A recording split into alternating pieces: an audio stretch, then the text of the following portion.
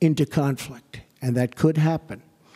No one denies that we have inherited a challenging and troubling situation in Afghanistan and South Asia, but we do not have the luxury of going back in time and making different or better decisions. When I became president, I was given a bad and very complex hand, but I fully knew what I was getting into, big and intricate problems. But one way or another, these problems will be solved. I'm a problem solver. And in the end, we will win. We must address the reality of the world as it exists right now, the threats we face, and the confronting of all of the problems of today, and extremely predictable consequences of a hasty withdrawal. We need look no further than last week's vile, vicious attack in Barcelona to understand that terror groups will stop at nothing to commit the mass murder of innocent men, women, and children. You saw it for yourself. Horrible. As I outlined in my speech in Saudi Arabia 3 months ago, America and our partners are committed to stripping terrorists of their territory, cutting off their funding, and exposing the false allure of their evil ideology. Terrorists who slaughter innocent people will find no glory in this life or the next. They are nothing but thugs and criminals and predators and, that's right, losers. Working alongside our allies, we will break their will, dry up their recruitment, keep them from crossing our borders, and yes, we will defeat them, and we will defeat them handily. In Afghanistan and Pakistan, America's interests are clear. We must stop the resurgence of safe havens that enable terrorists to threaten America, and we must prevent nuclear weapons and materials from coming into the hands of terrorists and being used against us or anywhere in the world, for that matter. But to prosecute this war, we will learn from history. As a result of our comprehensive review, American strategy in Afghanistan and South Asia will change dramatically in the following ways. A core pillar of our new strategy is a shift from a time-based approach to one based on conditions. I've said it many times, how counterproductive it is for the United States to announce in advance the dates we intend to begin or end military options. We will not talk about numbers of troops or our plans for further military activities. Conditions on the ground, not arbitrary timetables, will guide our strategy from now on. America's enemies must never know our plans or believe they can wait us out. I will not say when we are going to attack, but attack we will.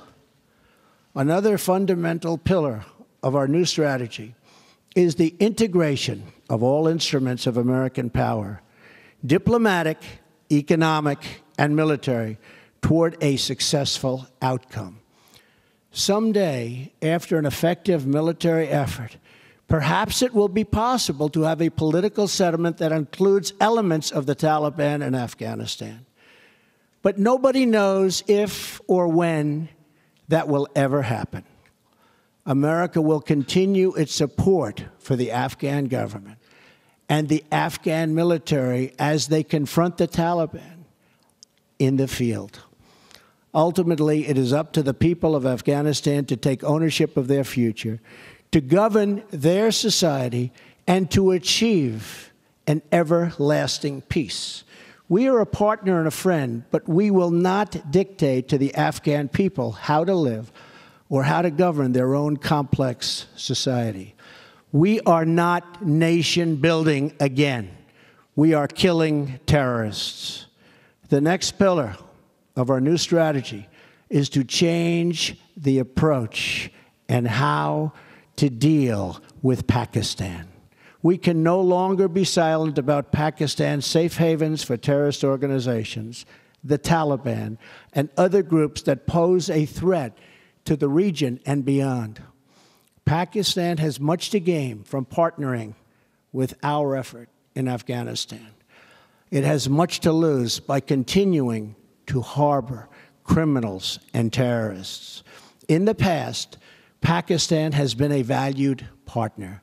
Our militaries have worked together against common enemies. The Pakistani people have suffered greatly from terrorism and extremism. We recognize those contributions and those sacrifices. But Pakistan has also sheltered the same organizations that try every single day to kill our people. We have been paying Pakistan billions and billions of dollars. At the same time, they are housing the very terrorists that we are fighting. But that will have to change, and that will change immediately. No partnership can survive a country's harboring of militants and terrorists who target U.S. service members and officials. It is time for Pakistan to demonstrate its commitment to civilization, order, and to peace. Another critical part of the South Asia strategy for America is to further develop its strategic partnership with India, the world's largest democracy and a key security and economic partner of the United States. We appreciate India's important contributions to stability in Afghanistan, but India makes billions of dollars in trade with the United States, and we want them to help us more with Afghanistan, especially in the area of economic assistance and development. We are committed to pursuing our shared objectives for peace and security in South Asia and the broader Indo-Pacific region. Finally, my administration will ensure that you, the brave defenders of the American people, will have the necessary tools and rules of engagement to make this strategy work, and work effectively, and work quickly. I have already lifted restrictions the previous administration placed on our warfighters that prevented the Secretary of Defense and our commanders in the field from fully and swiftly waging battle against the enemy. Micromanagement from Washington, D.C. does not win battles. They are won in the field, drawing upon the judgment and expertise of wartime commanders and frontline soldiers, acting in real time with real authority and with a clear mission to defeat the enemy. That's why we will also expand authority for American armed forces to target the terrorist and criminal networks that sow violence and chaos throughout Afghanistan. These killers need to know they have nowhere to hide, that no place is beyond the reach of American might and American arms. Retribution will be fast and powerful. As we lift restrictions and expand authorities in the field, we are already seeing dramatic results in the campaign to defeat ISIS, including the liberation of Mosul in Iraq. Since my inauguration, we have achieved record-breaking success in that regard. We will also maximize sanctions and other financial and law enforcement actions against these networks to eliminate their ability to export terror. When America commits its warriors to battle, we must ensure they have every weapon to apply swift, decisive, and overwhelming force. Our troops will fight to win. We will fight to win. From now on, victory will have a clear definition: attacking our enemies, obliterating ISIS, crushing al-Qaeda, preventing the Taliban from taking over Afghanistan, and stopping mass terror attacks against America before they emerge. We will ask our NATO allies and global partners to support our new strategy with additional troop and funding increases in line with our own. We are confident they will. Since taking office, I have made clear that our allies and partners must contribute much more money to our collective defense, and they have done so. In this struggle, the heaviest burden will continue to be borne by the good people of Afghanistan and their courageous armed forces. As the Prime Minister of Afghanistan has promised, we are going to participate in economic development to help defray the cost of this war to us. Afghanistan is fighting to defend and secure their country against the same enemies who threaten us. The stronger the Afghan security forces become, the less we will have to do. Afghans will secure and build their own nation and define their own future. We want them to succeed, but we will no longer use American military might to construct democracies in faraway lands or try to rebuild other countries in our own image. Those days are now over. Instead, we will work with allies and partners to protect our shared interests. We are not asking others to change their way of life, but to pursue common goals that allow our children to live better and safer lives. This principled realism will guide our decisions moving forward. Military power alone will not bring peace to Afghanistan or stop the terrorist threat arising in that country. But strategically applied force aims to create the conditions for a political process to achieve a lasting peace. America will work with the Afghan government as long as we see determination and progress. However, our commitment is not unlimited, and our support is not a blank check. The government of Afghanistan must carry their share of the military, political, and economic burden. The American people expect to see real reforms, real progress, and real results. Our patience is not unlimited. We will keep our eyes wide open. In abiding by the oath I took on January 20th, I will remain steadfast in protecting American lives and American interests. In this effort, we will make common cause with any nation that chooses to stand and fight alongside us against this global threat. Terrorists, take heed. America will never let up until you are dealt a lasting defeat. Under my administration, many billions of dollars more is being spent on our military, and this includes vast amounts being spent on our nuclear arsenal and missile defense. In every generation, we have faced down evil, and we have always prevailed. We prevailed because we know who we are and what we are fighting for. Not far from where we are gathered tonight, hundreds of thousands of America's greatest patriots lay in eternal rest at Arlington National Cemetery. There is more courage, sacrifice, and love in those hallowed grounds than in any other spot on the face of the earth. Many of those who have fought and died in Afghanistan enlisted in the months after September 11th, 2001. They volunteered for a simple reason. They loved America, and they were determined to protect her. Now we must secure the cause for which they gave their lives. We must unite to defend America from its enemies abroad. We must restore the bonds of loyalty among our citizens at home. And we must achieve an honorable and enduring outcome worthy of the enormous price that so many have paid. Our actions, and in months to come, all of them will honor the sacrifice of every fallen hero, every family who lost a loved one, and every wounded warrior who shed their blood in defense of our great nation.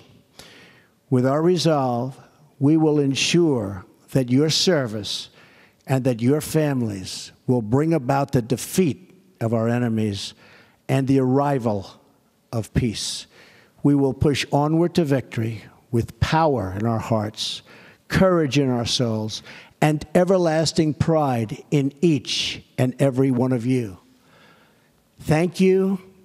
May God bless our military, and may God bless the United States of America. Thank you very much. Thank you. President Trump concluding his remarks describing the path forward in Afghanistan. The president readily acknowledging the about-face he's done on the issue, saying that things change, paraphrasing that things change when you sit behind the desk in the Oval Office. He did not answer a lot of questions, and that apparently by design, as to how many troops would now be committed, saying that that sort of operational detail they will no longer provide, or how long the U.S. military commitment will last, as we are now in the 16th year of the war in Afghanistan. Let's bring in our political director, Chuck Todd, has been watching along with me. Chuck, what do you make of the president's path forward?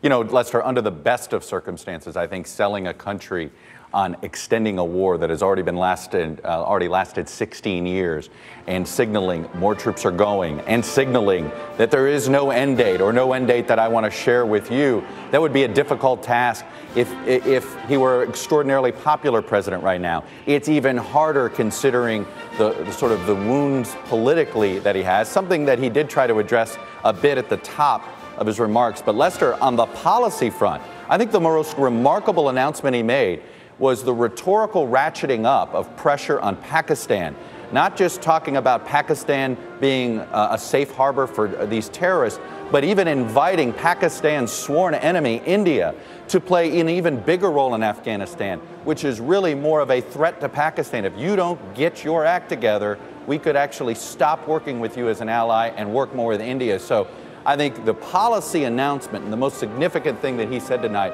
had to do with ratcheting up things with Pakistan. I picked up on the same thing, and I wanted to bring in Andrea Mitchell, our chief foreign affairs correspondent. Andrea, how will that go over now in the halls of power in Pakistan and India? Is this going to be a complete surprise to them?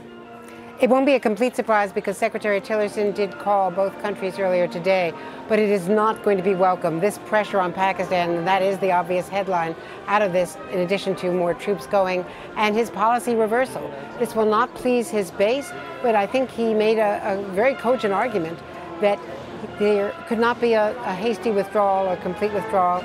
The implicit criticism, of course, of the Obama withdrawal from Iraq was what he was referring to.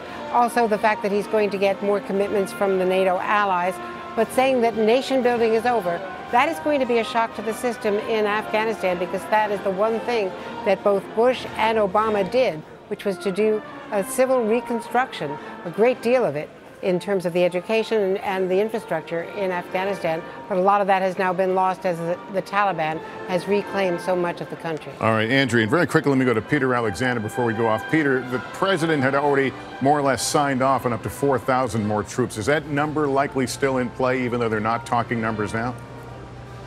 Yeah, that's what we're hearing from senior U.S. officials right now, Lester. I think what was striking about this, the speech began with what's seen, without mentioning it, Charlottesville, when he talked about love and unity in this country.